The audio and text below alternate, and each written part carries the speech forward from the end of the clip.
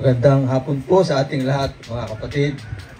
Sa pangalan po ng Mauban Seventh-day Adventist Church, ang pinakang mother church na po, matagal na single, ngayon ay mother na po. Salamat sa Diyos. At anak na.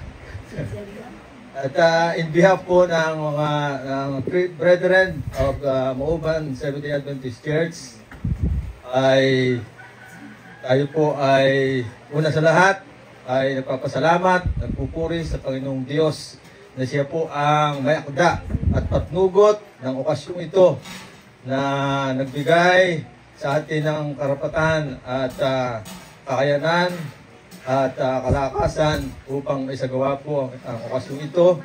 At salamat po sa mga leader po ng ating konferensya na ginamit po ng Panginoon para i-organize po ang ating San Miguel Company Organization. Si Pastor, ating officiating minister, Pastor Juby Estrada, ang ating Executive Secretary ng South Central Luzon Conference. Ganoon din po ang si Brother Coach Batulayan at ang kanyang may bahay, si Pastor Dave Villaruel, ang ating District Pastor, ang ating pong mga naging Bible workers sa lugar na ito, si si Brother Randy Oybad, si Brother Arvin Dihita, at si Brother Joseph Liberato. At lahat po ng mga kapatiran, mga kabataan na nagtulong-tulong po, nagkapit-bisig tayo para tumugon sa gawain ng Panginoon na may bahagi ang Ebanghelyo ng Kaligtasan sa lugar na ito at makapag tayo ng mga kapatiran ganito na tumugon sa pawanawagan ng Panginoon na maging kawan ng kanyang iglesia, mga kapatid. Kaya po, purihin po ang Panginoon sa ganitong bagay na siya ang gumawa at tumulong sa ating lahat upang ito'y maging matagumpay.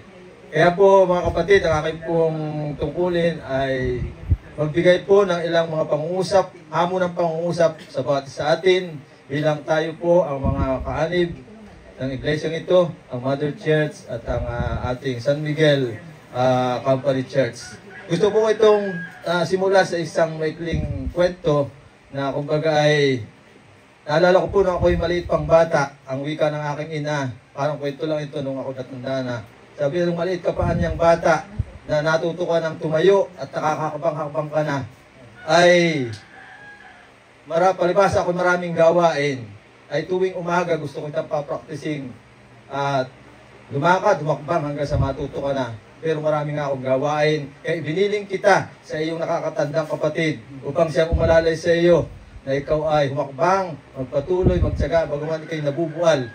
Lagi ka pang nabubual paminsan-minsan, pero matututo ka na. Sapagkat pinilinan ko ang iyong kuya na siya ang gagabay sa iyo hanggang sa matuto ko ng tumayo sa sarili mo mga paa.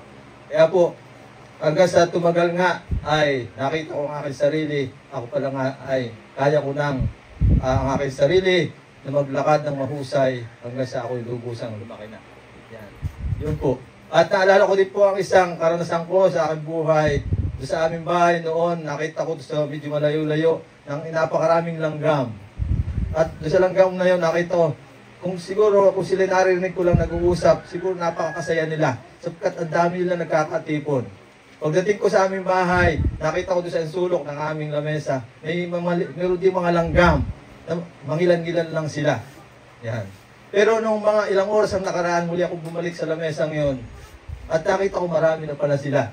Ilang panahon na lumipas, marami na puli sila. Ang mga langgam pala mga kapatid, parang yun nagbabalita sa kanilang mga kasamahan. May pagkain dito, may maganda ritong balita. Hali kayo, niyayaya nila ang kanyang mga kasamahan. Hanggang sa dumami, doon sa lugar na yon, na sila nagkakatipon at masaya silang nagkakainan kung meron man dumbutil ng bigas o kanin na kanilang pagsasalusaluhan.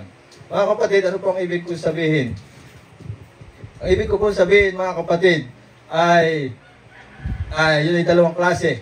At sa aking kwento, tayo po ang Mother Church po, mga kapatiran ng Iglesia ng Mauban, mula sa mga opisyales, mga elders, at mga opisyales hanggang sa mga pangkaraniwang members, tayo po yung kuya. Tapos ay ang ating Mauban San Miguel Company Organization, yung ating punsong kapatid.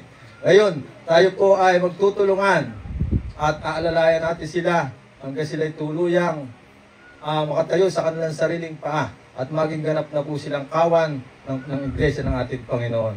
Ganoon din po sa isang kwento, tayo po doon sa Mauban Church ay medyo marami sa bilang kumpara sa kanila. Ngayon dito, kumbaga sila sa mga langgam ay kakaunti pa.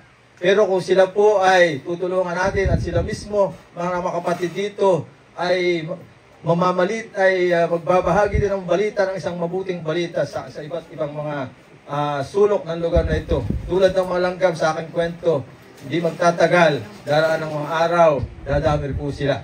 At tayo pong lahat ay magkakatuwa na tayo magkakatipon sa ating mga joint fellowship, na tayo parang mga langgam na masasayang nagkakatipon, nagsasalo-salo sa isang magandang balita ng espiritual na mensahe ng kaligtasan.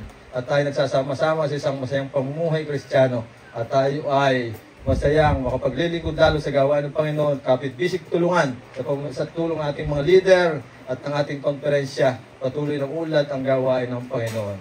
Kaya yun po ang ating hamon sa ating lahat, mga kapatid. At ibig ko pong basahin lamang ang isang talata sa aklat po ng Gawa ng mga Apostol. Sa 20:28 ng Gawa ng Wikay, ingatan ninyo ang inyong sarili at ang buong kawan. Na sa kanila ay ginawa kayo ng Espiritu Santo na mga alagad o mga obispo upang pakanin ninyo ang iglesia ng Panginoon na binili ng kanyang sariling dugo. Mga kapatid, ito po ang bilin ng apostol na si San Pablo sa pamamagitan ng Panginoon, na tayo po ay sama-samang ingatan ang kawan ng iglesyang ito, at na ito'y binili ng kanyang sariling dugo.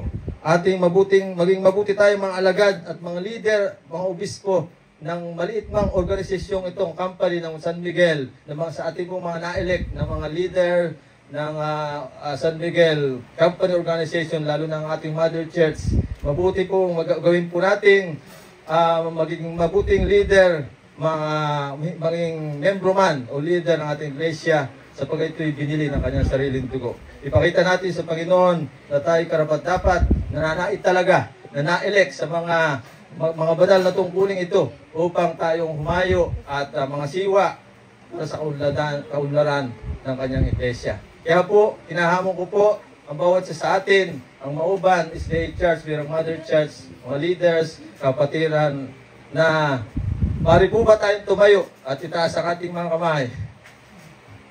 Kahit ako po na lang, na nagpapatunay na tinatanggap natin ang hamon na tayo po ay patuloy magkakabit-bisig at gagawa para sa gawa ng Panginoon, na magkakasama, masaya at nagagalak sa gawain ng pagliligtas. At patuloy na susulong ang iglesia ito, lalago hanggang sa dumami ang nakaalam ng mabuting balita ng Panginoon, at tayo handa ng sasalubong sa ating Panginoon.